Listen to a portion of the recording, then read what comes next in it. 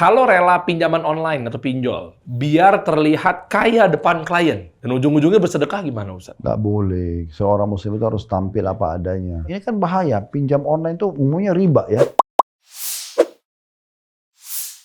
Belakangan ini di FYP kita nih sempet tahu nggak, dapat nggak yang fulus depan Ka'bah, dapat ya?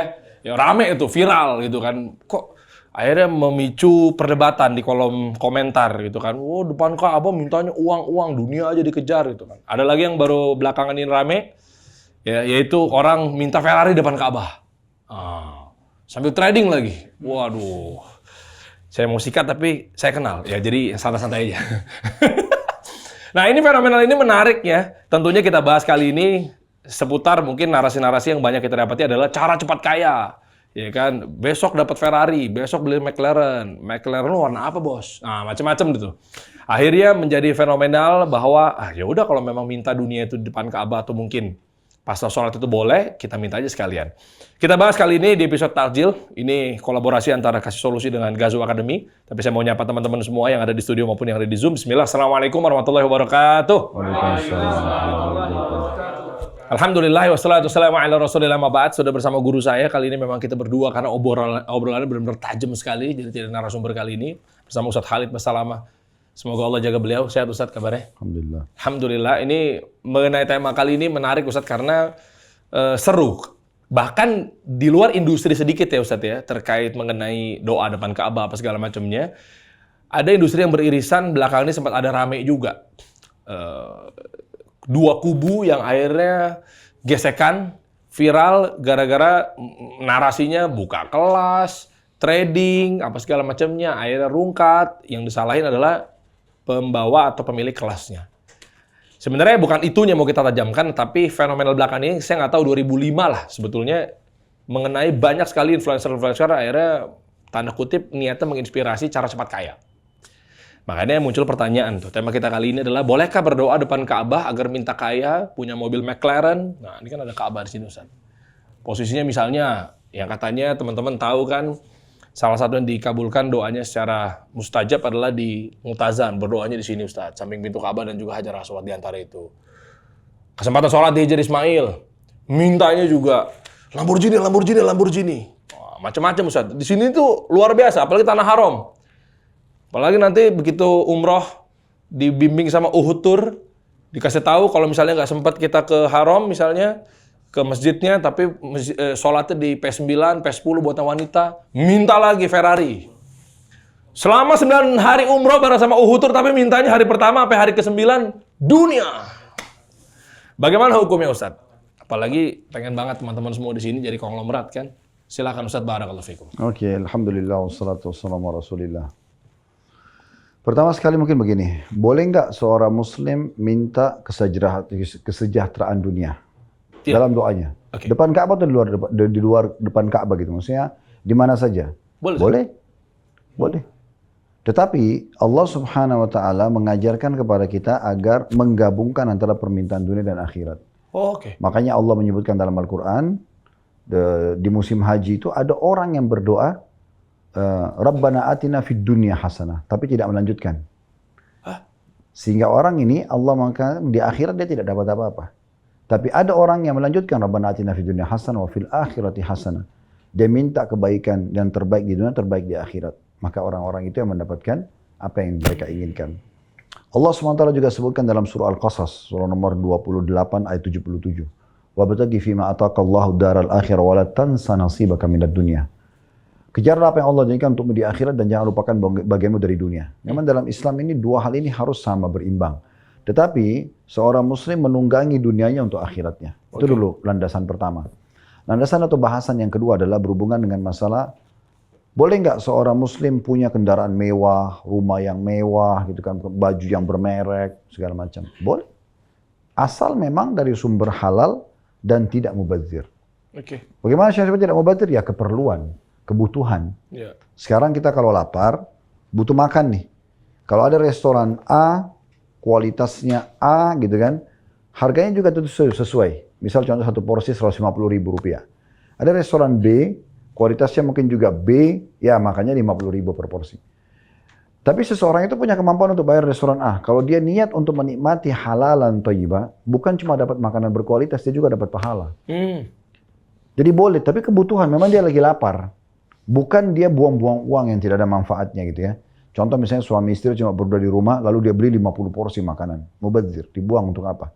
Tapi kalau dia beli 2 porsi, dia beli dari restoran yang terbaik, tidak ada masalah. Jadi intinya sebenarnya, boleh seorang muslim itu punya rumah yang mewah, kendaraan yang mewah. Kata Nabi SAW, 4 hal merupakan kebahagiaan. Istri yang soleha, rumah yang luas, kendaraan yang mewah, dan juga tetangga yang baik. Oke. Bahkan sebaliknya, kesengsaraan kata Nabi SAW lanjutan hadisnya adalah di 4 hal. Istri yang buruk, ya kemudian rumah yang sempit, kendaraan yang buruk, dan tetangga juga yang buruk. Jadi sebenarnya kita memang dimotivasi untuk itu. Ini pondasi yang kedua, atau landasan yang kedua. Maksudnya, boleh seseorang itu mengejar yang terbaik di dunia. Bahkan boleh seorang muslim itu berpenampilan yang terbaik, memiliki jabatan yang tertinggi, titel akademik yang tertinggi, semua boleh, tidak ada masalah. Selama dia memang tidak melanggar hal-hal yang dilarang oleh agama. Ya, seperti itu kurang lebih. Nah yang ketiga sekarang, boleh nggak saya menyebutkan secara spesifik, misalnya doa tadi, minta mobil McLaren, Ferrari, di depan Ka'bah. Boleh-boleh saja sebetulnya. Tidak ada larangan dalam masalah itu. Tapi, kalau menurut saya sih sayang banget ya. Maksudnya, kenapa nggak bilang, ya Allah, limpahkanlah kekayaan terbaik yang pernah engkau berikan kepada hambamu yang engkau pilih. Misal contoh. Jadi Allah itu bukan cuma kasih dia McLaren. Iya. Allah kasih dia harta mungkin yang dia bisa beli 10, 20, 30, 50 mobil seperti itu. Daripada hanya fokus ke satu, gitu kan. Oke. Terlebih lagi, kita perlu pahami poin penting. Ini berhubungan dengan masalah keimanan, Der. Di dunia ini sebenarnya kita banyak terpengaruh dengan kemasan. Maksudnya gini, orang kalau makan di piring mewah dari emas, dengan orang makan di daun pisang, kira-kira bedanya apa? Iya, Kemasan. wadahnya. Kemasannya? Iya, wadah. Tujuannya? Iya, Sama nggak? Sama. Makan. Memperkenyang aja, iya Ya, benar. tujuannya aja makan kan? Okay. Iya.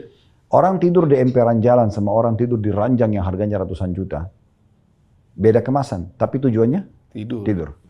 Orang pakai baju, orang pakai sepatu, sama. Untuk menutupi aurat misalnya, untuk menyelamatkan kaki dan segala macam. Jadi kita sebenarnya harus lebih memikir masalah esensinya, masalah tujuannya. Oke. Kalau kita sudah mencapai tujuan sebenarnya sudah selesai, tapi bisa kolaborasikan dengan tadi poin yang sebelumnya. Maksudnya, dia saat butuh, dia cari yang terbaik, nggak apa-apa. Gitu kan? Nah, jadi nggak masalah. Sekarang gini, kendaraan misalnya. Antara mobil A 1 miliar, mobil B 500 juta. Kita mampu beli yang 1 miliar, nggak masalah kita beli yang 1 miliar. Boleh, kita minta sama Allah supaya dimudahkan agar bisa mendapatkan kendaraan tersebut. Boleh saja. Tetapi kalau misal, uang kita cuma 1 miliar nih, dan kalau kita pakai beli mobil, ya udah kebutuhan yang lain kita nggak punya lagi. Iya.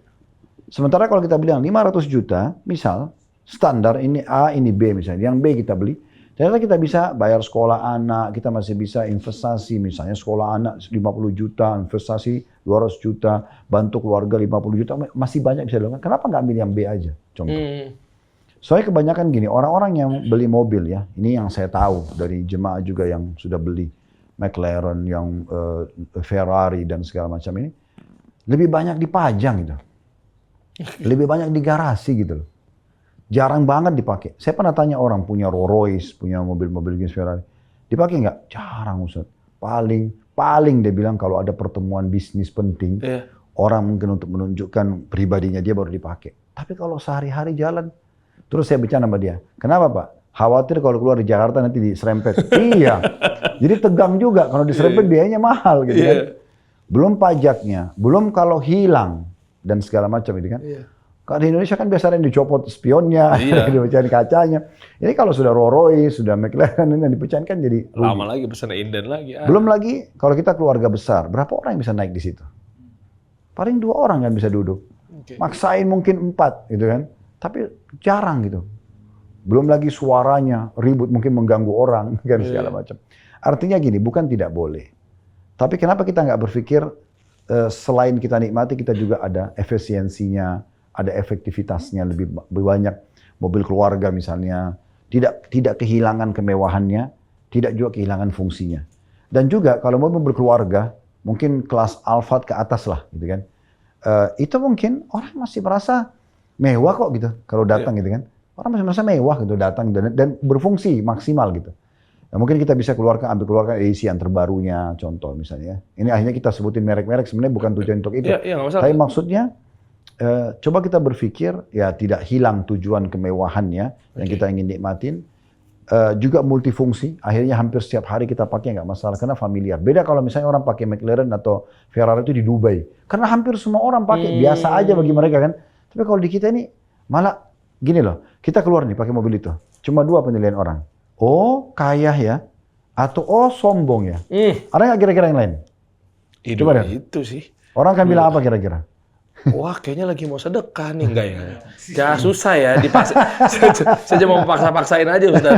Kayaknya lagi mau nganter barang nih buat susah juga ya. Sedekah mau pakai mobil pickup ya? Dan bawaannya mobil-mobil seperti ini karena kan mobil sport ya. Iya. Suaranya itu membuat orang memang terbawa emosi, ingin balap gitu. Iya. Saya subhanallah waktu di Dubai itu hari yang sempat viral kita buat cuplikan dengan mobil yang Ferrari. Ferrari merah itu, Ustaz? Iya, itu kan, punya Ustaz katanya? Bukan, itu punya jemaah. Kalau saya punya kemampuan, saya nggak beli mobil itu. Saya beli mobil lain yang saya bilang tadi. Tetap mewah, tetap oke, kualitas kita juga pos pakai, tapi multifungsi. Oke. Sehingga bisa lebih efisiensi dan efektivitas itu lebih oke. Ya, yang penting kita tidak salahkan ya. Cuman waktu itu, saya sempat kan trial ya, saya mutar sekali gitu ya, di sekitar komplek itu, karena saya mau coba pakai dulu. Oh ya, ini supaya saya tahu juga nih mobil ini seperti apa, mengendalikan segala macam. Begitu saya mutar, ada satu mobil juga, saya nggak ingat mereknya apa, tapi kayaknya mobil-mobil mewah sport begitu. Saya lagi jalan pelan sekali, dan jalan tuh lagi kosong. Begitu saya jalan pelan di sebelah, dia langsung mampir di sebelah saya. Dia injak gasnya, ngong gitu, kayak nantangin untuk balap. Iya. Jadi, ya betul-betul dia mampir, tanpa saya kenal, tiba-tiba dia ngajakin gas. Karena dia lihat saya tidak respon, baru dia balap. Wow, dia jalanin dengan injak gas itu, dia tunjukin kecepatannya. Saya cuma ketawa saja. Subhanallah, saya pikir, jangan sampai, mudah-mudahan. Tapi orang-orang yang punya kendaraan seperti ini lalu terbawa dengan perasaan itu kan, sayang banget ya. Nah, itu banyak efek-efek yang mungkin perlu jadikan bahan pertimbangan. Tapi intinya, boleh nggak? Boleh. Gitu kan? Cuma saya sarankan lebih baik minta hal yang lebih besar. Karena tamak terhadap rahmat Allah ini bagian daripada syariat. Kita boleh berdoa kepada Allah, dalam Al-Quran dikatakan khaufan wa tama'a. Rasa khawatir, takut Allah siksa. Kalau melanggar dosa kita berdoa agar Allah maafkan. Takut nanti ibadah tidak terima, kita takut agar kita berharap Allah berikan pahalanya maksimal. Itu khawatir dengan rasa takut. Dan tamak. Tamak ini kita sudah sehat, minta supaya dipertahankan kesehatannya. Kita sudah kaya, minta diberikan keberkahan. Sudah bahagia, minta ditambahkan. Ini kata ulama lebih afdal daripada kita lagi ada masalah minta jalan keluar. Berarti boleh kita tamak dengan rahmat Allah. Tapi tamaknya sekalian, jangan nanggung-nanggung gitu loh. Ya Allah, misalnya kita berdoa nih. Daripada ya Allah minta McLaren, minta Ferrari selama 5 hari di Mekah, itu aja terus yang diminta misalnya. Ya lebih bagus ya Allah berikan kepada hambamu kekayaan yang menurutmu yang paling berkah, yang pernah kau berikan kepada hamba pilihanmu misalnya. Dibiarkan Allah memberikan kepada kita yang terbaik menurut dia. Akhirnya Allah pun membantu dan mudahkan hambamu untuk bisa mengelolanya, hilangkan rasa sombong dari hati hambamu, mudahkan hambamu untuk menikmatinya dan berbagi, dan seterusnya lah. Masih banyak yang kita bisa bahasakan kepada Allah sang pencipta gitu. Wah, Masya Allah, jazakallah khair, barakallahu fikum. Gini Ustaz, melanjuti Ustadz yang naik Ferrari Ustadz, waktu di Dubai itu Ustadz. Punya jamaah Ustadz kita bisa dibilang mungkin. Ini saya coba tajamkan di situ dan kebetulan memang saya baca komennya Ustadz. Dan ini cocok menjadi pembahasan kita. Dan sekarang bahkan temanya juga arahnya ke sana. Makanya saya coba kentalkan. Jadi ada yang komen begini Ustadz. Ketika jamaahnya disuruh ngapain kejar dunia? Ustadz .. 2 asik-asikan naik Ferrari. Itu rata-rata begitu Ustadz. Artinya ini harus diluruskan. Makanya pas banget momennya kebahas di sini. Mudah-mudahan di sini ada yang motong cuplikannya biar edukasi sampai. Jadi masih terjadi stigma negatif minimal di Indonesia itu terkait kayak Ustadz ini kayak nggak boleh naik mobil yang mewah. Mohon maaf nih, mungkin ada yang naik Alphard aja dipertimbangkan. Nah ini mesti clear dulu nih Ustadz nih, pas banget momennya kita bahas. Jadi jangan sampai akhirnya, apakah memang Ustadz ngedukasi seorang tokoh agama lah, bukan Ustadz Khalid saja gitu ya, da'i gitu ya. Di ceramahnya kan ada momen tertentu bilang bahwa dunia itu jangan di tangan, jangan di hati gitu kan. Atau dunia itu jangan dikejar, bla bla bla gitu kan. Ngapain kejar dunia gitu kan. Akhirat diutamakan. Tapi sementara kedapatan taunya di sisi yang lain, seorang tokoh agama tersebut lagi naik mobil mewah. Atau keluar dari rumah mewah. Nah ini harus dikelirkan juga gitu. Artinya meskipun dia dai pun juga boleh kan ya berarti atau seperti apa Ustaz? Iya itu yang sebabnya Jar kenapa kita buat kelas Gazo Academy kan, yang kita kolaborasi sekarang. Betul. Jadi memang itu seminar sehari jam 8 sampai jam 5 sore. Tujuannya untuk pengusaha-pengusaha muslim. Kita buat tuh Gazo Academy 1, Gazo Academy 2, 3, 4 berseri dia. Nextnya masih ada lagi teman-teman, nama saya potong. Kalau pengen tahu detailnya ada di bawah ya, tinggal diklik Ya, aja. jadi Gazo Academy 1 itu kita berbicara tentang 42 dalil kenapa kita harus sukses dan kaya. Oke. Nah, terus Gazo kedua kita bahas tentang masalah keunggulan sistem bisnis dalam Islam. Ya. Ya, tidak ada riba, tidak ada gharar dan segala macam. Kemudian teruslah berlanjut kelas itu. Intinya kita mempelajari terus satu persatu dan memandu pengusaha muslim untuk berhasil gitu ya. Nah, di sini yang kita fokuskan adalah tentang boleh nggak seorang muslim tadi, kita kembali ke pertanyaan yang sebelumnya ya. Boleh nggak dia punya mobil mewah? Boleh nggak dia gitu? Dia dai atau orang biasa? Dia dai atau orang lain? Apakah mobil mewah itu hanya untuk orang kaya? Atau hanya, maksud saya orang yang tidak kenal agama? Ya. Apakah orang beragama tidak boleh pakai itu? Itu jawabannya tentu saja keliru. Maksudnya tetap boleh dong. Kalau dia mengatakan, oh tidak boleh kalau ustadz itu atau kiai nggak boleh pakai mobil mewah. Itu dari mana dalilnya? Oke. Nabi SAW menggunakan unta dan kuda yang terbaik. Nah. Sekarang itu kuda termahal adalah dikenal dengan kuda Arab kan? Iya. Yang dipakai tanding sampai miliaran harganya. Itu di masa Nabi SAW menggunakan kuda-kuda itu semuanya gitu kan. Beliau mempunyai pedang, beliau mempunyai perisai, beliau mempunyai beberapa sendal, beliau punya baju dari kain katun. Banyak sekali gitu loh yang menyebutkan Nabi SAW itu tidak kumuh kok hidupnya. Okay. Tidak berarti orang itu seperti banyak yang definisikan zuhud itu meninggalkan dunia untuk akhirat. Padahal sebenarnya mendahulukan akhirat dari dunia. Itu yang benar. Sehingga orang kadang-kadang kalau fahami zuhud salah, sudah pakai sendal jepit aja, pakai bajunya kumuh aja. Jadi kesannya Islam itu kayak kotor banget. Iya. Sampai pernah ada sahabat tampan banget, bersih banget, dan kaya. Dan dia gambarkan begini, dia mengatakannya Rasulullah. Sebagaimana Anda lihat sekarang yang Allah berikan kepada saya, berarti menandakan lihat nih. Beliau tampan, beliau pintar, beliau kaya, beliau bersih, beliau wangi gitu. Semua ada pada orang ini. Daripada Rasulullah, sebagaimana Anda lihat kelebihan yang Allah berikan ini. Sekarang kalau saya berharap tidak ada yang menyaingi saya. Misalnya kalau ada orang lebih bersih, saya mau lebih bersih. Orang pintar, saya mau lebih pintar. Orang kaya, saya mau lebih kaya. Apakah itu termasuk kesombongan? Kata Nabi SAW, tidak. Saya silahkan. Malah itu bagian dari agama, boleh-boleh saja kamu rapi, bersih, wangi, dan segala macam. Kesombongan itu adalah menolak kebenaran dan merendahkan orang lain. Kalau kamu masuk ke ranah itu baru masuk sombong. Selama kita nggak tolak kebenaran, misalnya kita salah nih orang nasihatin, nggak boleh gini, nggak boleh gitu. Ah, kamu siapa sih? Kamu titelnya apa? Kamu berapa pendapatannya? Itu nggak boleh. Kita terima aja kalau kebenaran dan tidak boleh juga kita menganggap remeh orang lain. Itu siapa tuh? Ah, belum selevel saya ini nggak boleh, gitu kan? Kita berteman sama semua orang, kita membantu, kita berbaur dan seterusnya lah. Nah seperti itu. Juga dari satu sisi yang lain juga, saya termasuk pribadi yang tidak pernah membahas itu ya. Saya tidak pernah mengatakan jangan kejar akhirat, jangan kejar dunia, akhirat saja. Saya nggak pernah bahasakan itu. Kalau saya selalu memotivasi justru dunia dan akhirat, dunia dan akhirat. Karena dunia ini Allah mengatakan, "Qul man harrama zinatallahi allati akhraja li ibadihi wat thayyibati minar rizq."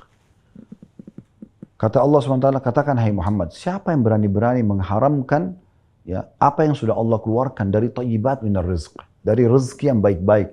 Itu masuk perincian makanan yang berkualitas, pakaian yang berkualitas, tempat tinggal, transportasi, semua itu siapa yang mengharamkan kata Allah? Itu Allah yang bolehkan. Kenapa ada yang mengatakan itu tidak boleh? Dari mana nih Allah membantah dengan sangat jelas gitu. Bahkan Allah mengatakan qul hiya lil ladzina amanu. Katakan itu adalah untuk orang-orang beriman. Jadi orang beriman boleh menikmatinya. Boleh berarti teman-teman semua. Jadi jangan sampai akhirnya masih terkungkung stigma. Cuma jangan mubazir juga ya, karena saya pernah masuk di satu rumah di Jakarta ini. Saya juga tidak tahu karena saya cuma sama sepupu waktu itu. Saya masih SMA ya, di Madinah tahun 90-an. Terus kemudian saya datang ke Jakarta lagi liburan, dibawa sama satu orang sepupu saya. Masuk ke satu rumah pengusaha di Jakarta, itu garasinya mungkin mobil mewah seperti ini mungkin ada 20. Banyak. Kayak koleksi gitu. Nah kalau ini terus terang saya nggak setuju. Saya pribadi ya. Orang lain mungkin bisa, tapi saya tidak setuju. Maka saya berpikir, kalau dia butuh dia pakailah buat dia satu, istrinya satu, mungkin anak satu. Tapi yang lainnya jadikanlah masjid. sedekahlah gitu ya. Lebih bagus punya masjid 20 daripada Ferrari 20 gitu kan. Ini contohnya. Oh iyalah Nah, jelas. ya. Maksudnya dia pakai 1-2 untuk dia sudah cukup. Nggak usah dia paksakan diri untuk jadi koleksi, padahal sebenarnya itu nilainya turun dan tidak ada manfaatnya secara ukhrawiyah. Tapi kalau dia jadi Ferrari kan bisa satu masjid. Bisa dapat pahalanya sholat 5 waktu, bisa dapat pahala khutbah Jumat, bisa dapat pahala taklim, bisa pahala dapat sholat id dan segala macam lagi. Apalagi jangka panjang. Ya kan? 10 tahun, 20 tahun. Ada banyak orang membangun musola kecil. Subhanallah, sesuai dengan kemampuan dia, misalnya 50 juta. Dia bangunlah. Berapa banyak orang yang Allah berkahi setelah dia meninggal, ternyata penduduk di situ makin ramai. Akhirnya mereka renovasi musola itu menjadi masjid yang besar. Tetap dapat, Ustaz? Loh iya kan dia yang bangun pondasi awalnya kan. Oke.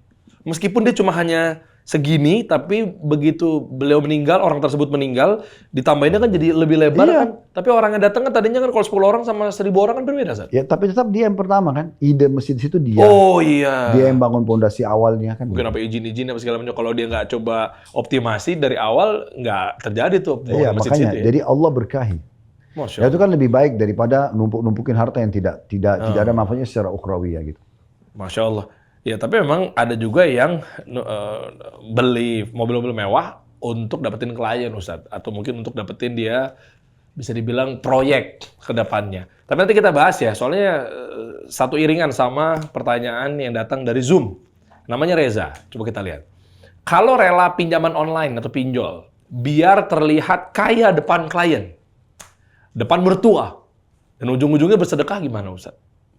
Nggak boleh. Seorang muslim itu harus tampil apa adanya. Kan buat sedekah, Ustaz. Bukan. Kan dia bilang tadi, supaya tampil dia sebagai orang kaya depan mertua, depan klien. Itu nggak benar. Itu taklif, membebankan diri pada hal yang tidak perlu. Tampil apa adanya. Tampil apa adanya. Jadi kita nggak perlu seperti itu.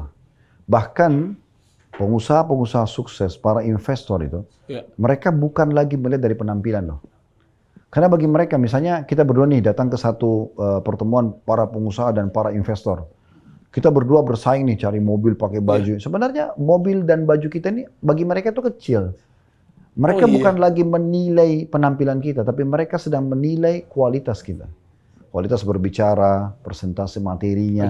Berapa banyak orang yang tadinya tidak mampu, tapi karena orang para pengusaha dan investor jeli melihat potensi pada dirinya, maka diambil dan dikembangkan idenya. Itu yang perlu. Jadi sebenarnya fahami baik-baik sebenarnya. Bukan orang, masa sekarang ini bukan lagi orang hanya lihat penampilan. Kecuali memang kita punya ya, itu berbeda. Tapi kalau kita pinjol tadi, ini kan bahaya. Pinjam online itu umumnya riba ya.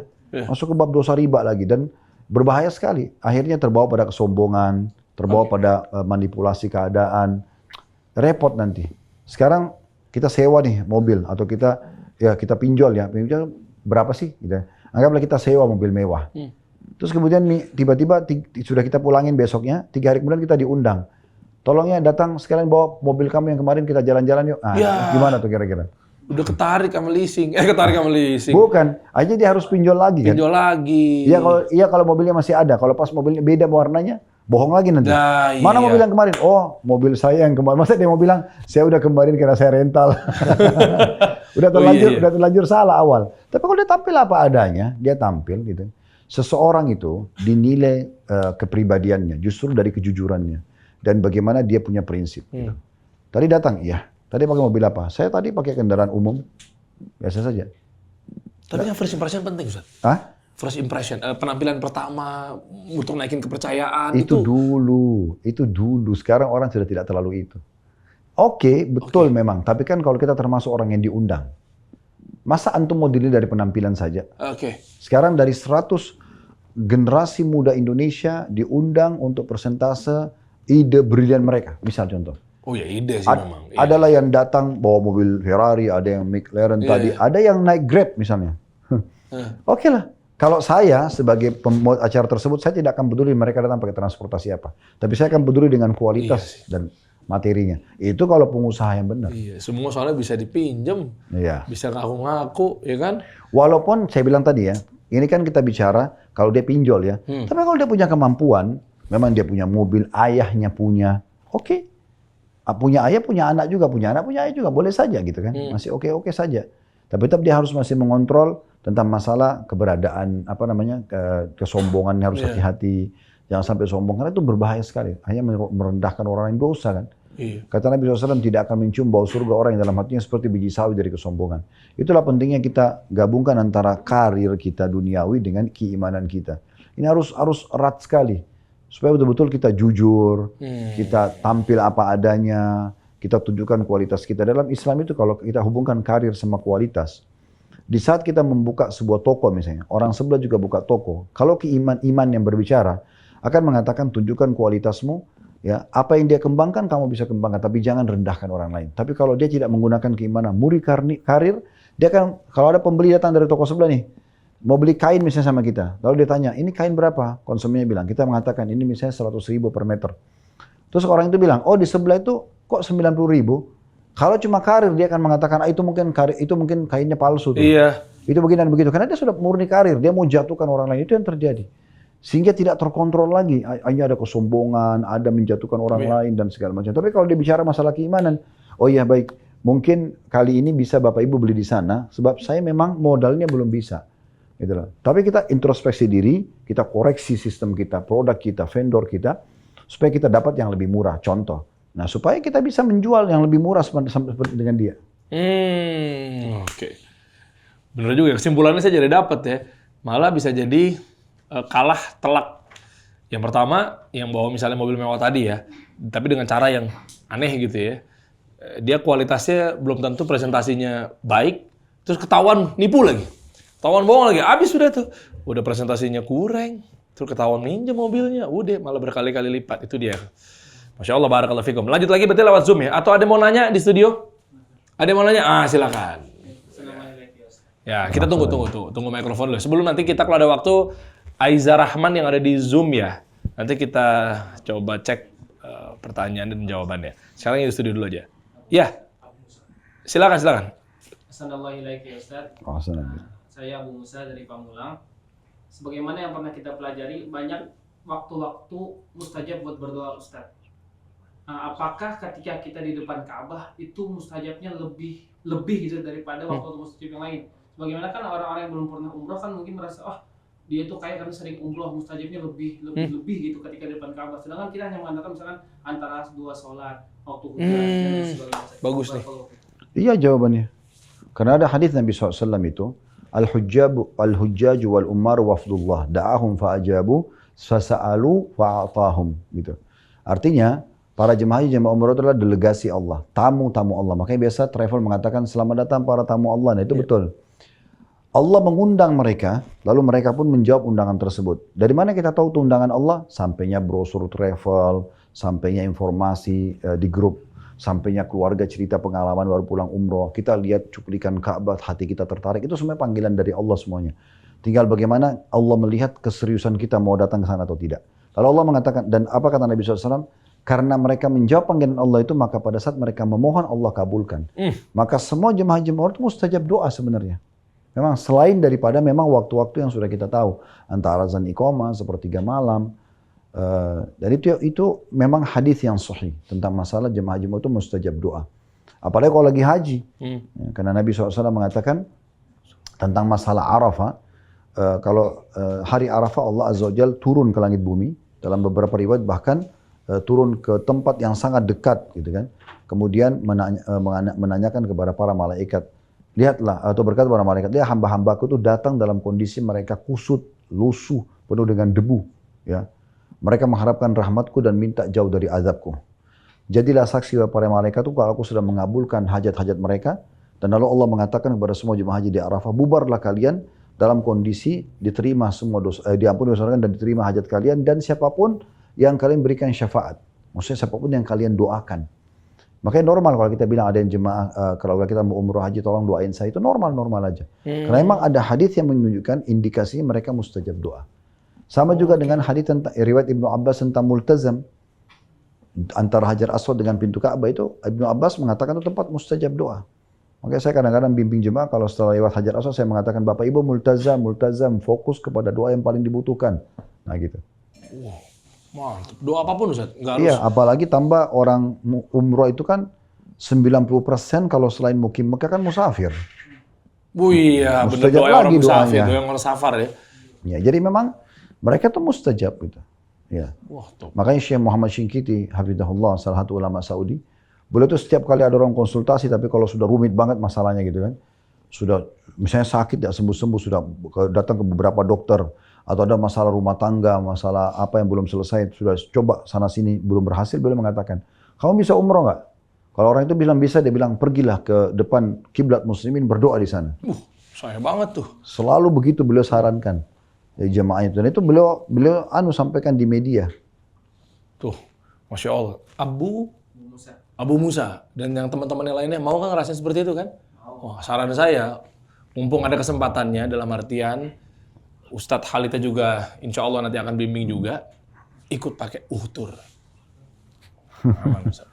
Kenapa? Wah, insya Allah solusinya paling solutif. Kayaknya kasih solusi sesungguhnya kayaknya beliau di sini. Serius, bener-beneran. Makanya apalagi jadwal beliau kan takutnya kan nggak susah apa segala macam, kan sayang gitu. Jadi uhtur ini adalah travel umroh dan haji berpengalaman teman-teman semua yang mengutamakan kenyamanan, ketenangan, dan pastinya bimbingan sesuai dengan syariat atau sesuai dengan sunnah. Nah, menyambut Ramadan 2026 ini, nah ini kan momentumnya nih, pas banget nih. Jadi buat teman-teman, intinya adalah uhtur menghadirkan paket umroh awal, pertengahan, dan akhir Ramadan. Nah, kita open aja di sini nih. Ini baru kali ini saya apa adanya nih. Memang proses syutingnya ini ada kalanya sebelum Ramadan dan pada saat Ramadan.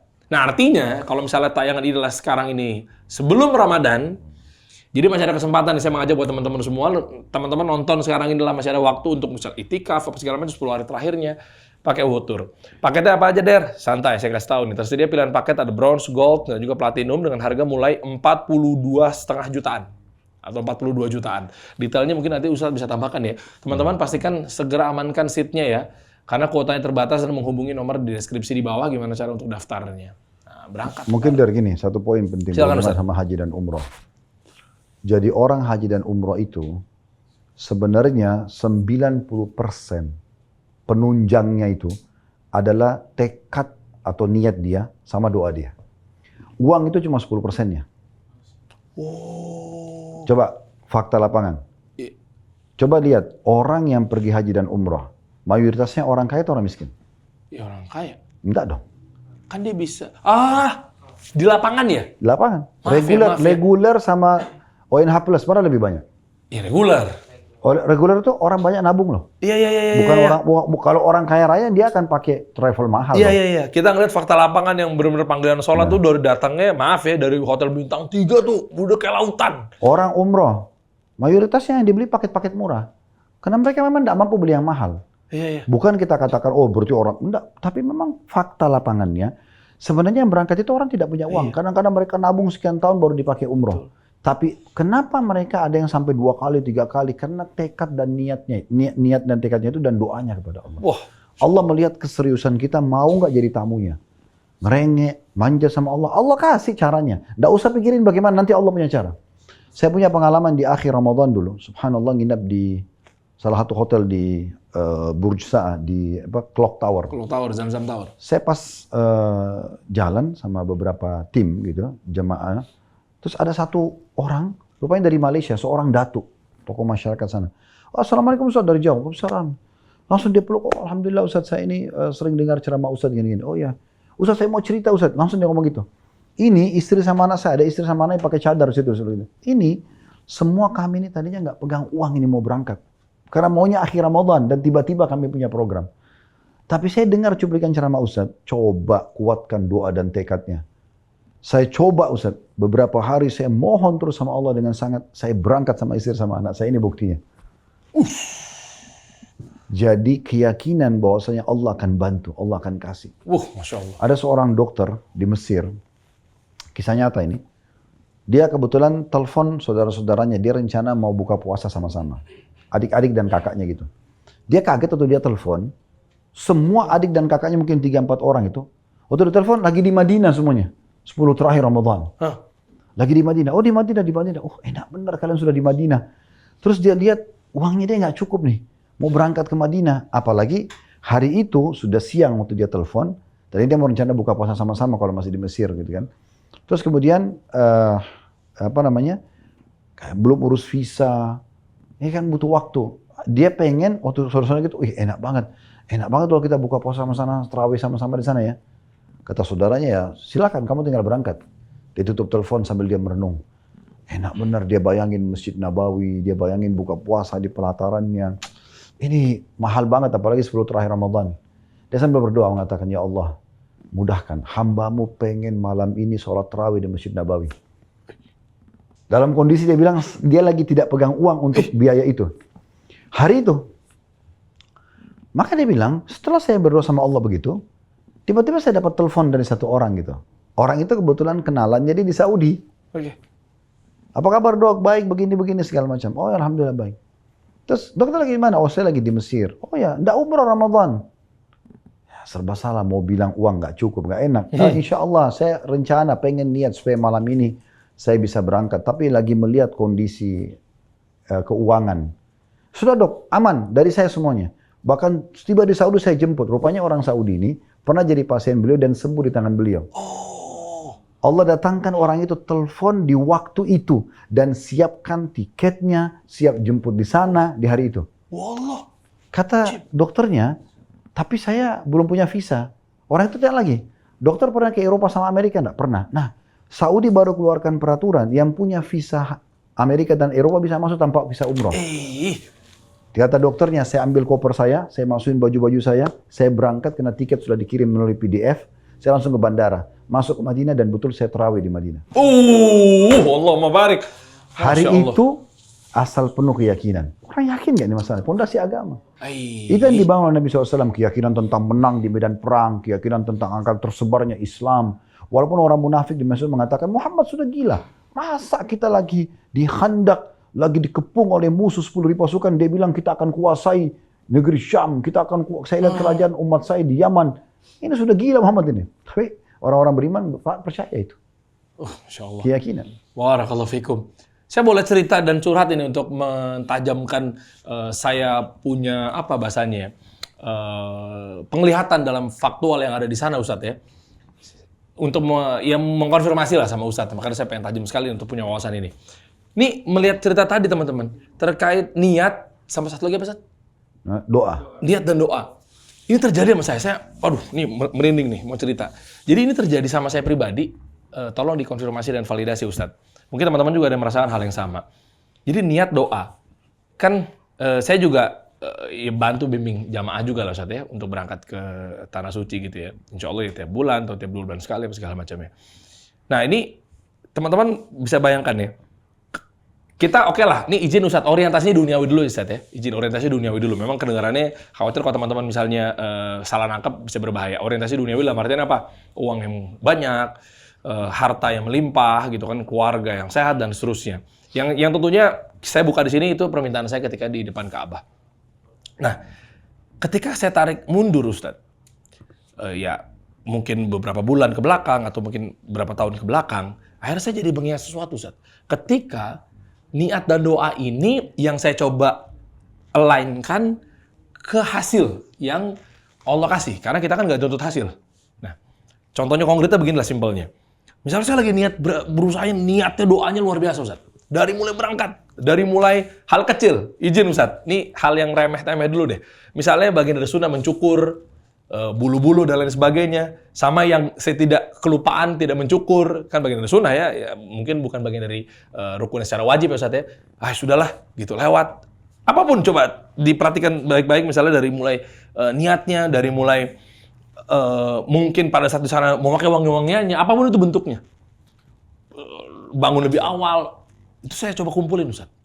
Dan ini akhirnya saya menemukan jawabannya Ustaz.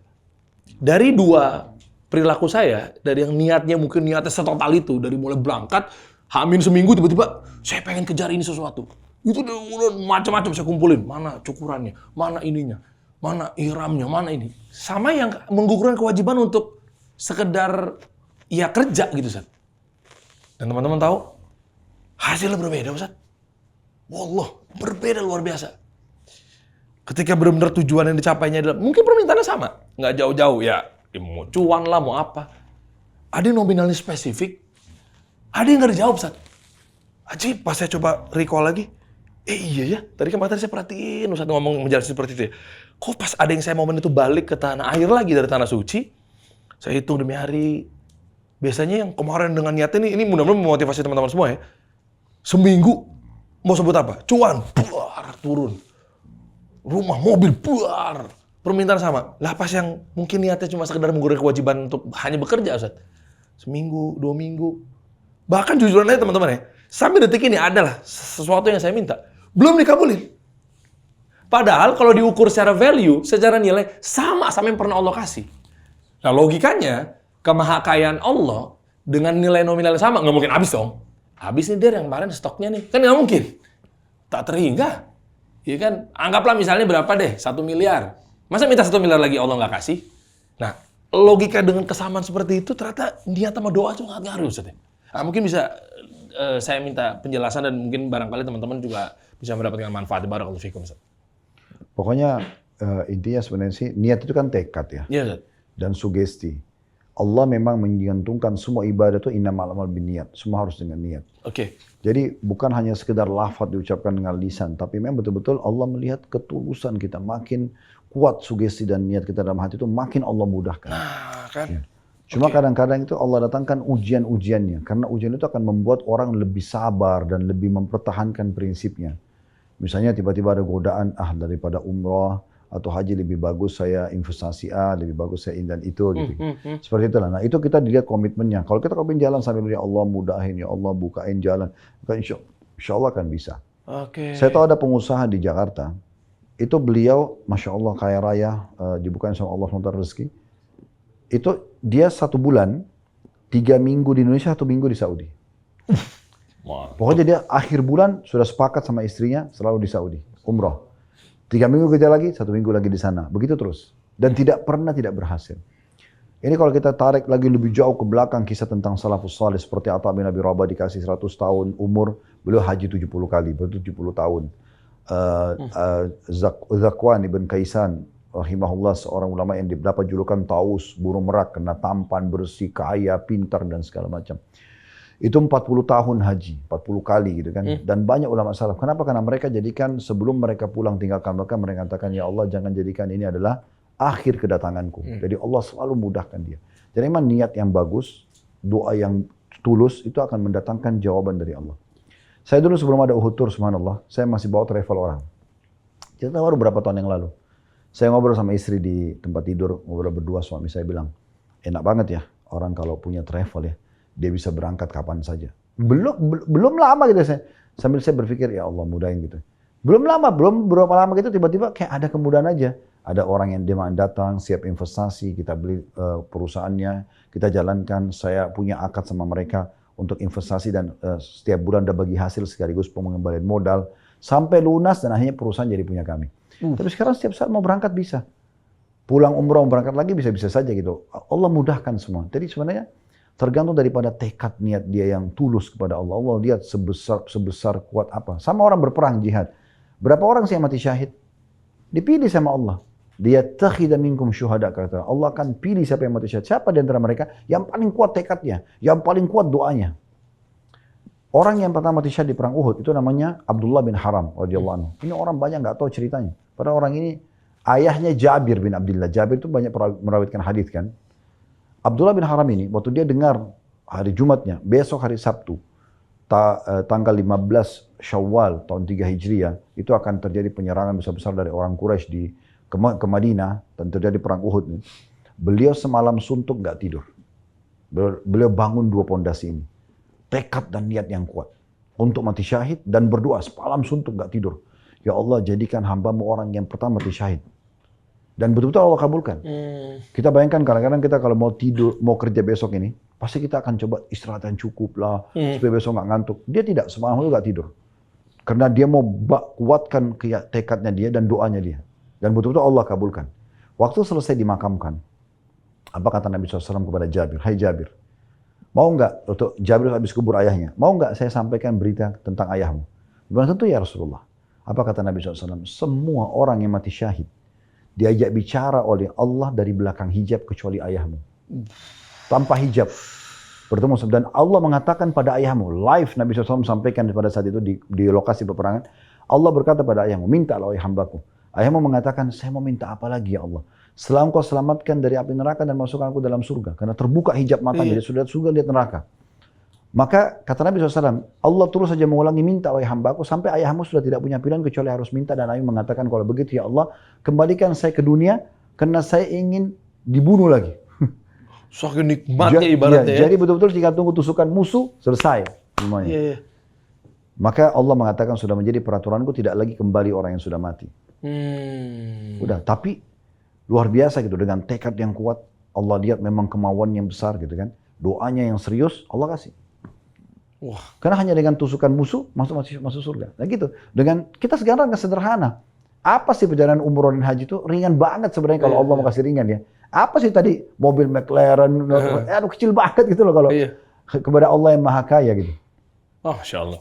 Jazakallah khair, barakallahu fikum. Jadi buat teman-teman, saran saya terdekat tanggal berapa Ustaz? Berangkat 15 Februari. 15 Februari bareng sama Uhud Tour. Itu sama Ustaz? Ya sama saya. Di awal. Hah? 15 Februari take off, nanti tanggal 18 baru umroh. Jadi kalau Uhud Tour itu selalu buat paket Madinah dulu. Oke. Supaya jemaah tidak capek. Kan kalau Jakarta Jeddah sudah 9 jam pesawat, imigrasi sejam 2 jam. Terus kemudian ke Mekah lagi 2 jam, 1-2 jam. Umroh lagi 4-5 jam, ini kan bisa 18-20 jam lebih jemaah capek. Jadi kita lebih bagus ke Madinah dulu, jemaah adaptasi cuaca, segala macam, mereka masih bisa makan, minum, karena belum Ramadan. 2-3 hari sebelum Ramadan. Nah, hari pertama Ramadan kita umroh. Oh, berarti nanti dari Madinah umrohnya kereta cepat ya? Betul. Kereta cepat, kita tinggal masuk. Cuma memang khusus Ramadan, kereta cepat itu tidak ada di pagi hari. Maksimal terakhir malam jam 2 malam, nanti mereka buka lagi kalau tidak salah itu selepas duhur. Jadi tidak ada kereta di jam 7, jam 8 yang kayak hari-hari selain Ramadan. Makanya kami nanti Uhud Tour itu ambilnya jam 2 malam. Wow. Kita jam 2 malam, sahurnya 12:30, kita langsung berangkat jam 2 malam, insya Allah ke Madinah, dari Madinah ke Mekah, 2 jam 47 menit kurang lebih kereta cepat.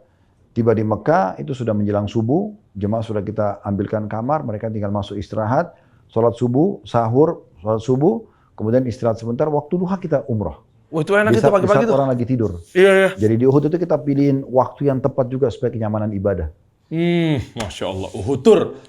Mantap. Ya, detailnya untuk daftar langsung aja cek aja di bawah. Kenapa? Karena kalau memang misalnya seatnya udah nggak dapat ya berarti rencana berapa bis Ustaz? Biar teman-teman kebayang harus segera pastikan daripada kelamaan mikir, misalnya kan kasihan juga. Atau mungkin dibalik ya, ngambil seatnya sekarang juga daripada umroh Ramadan itu kita ada di awal Ramadan 277 seat.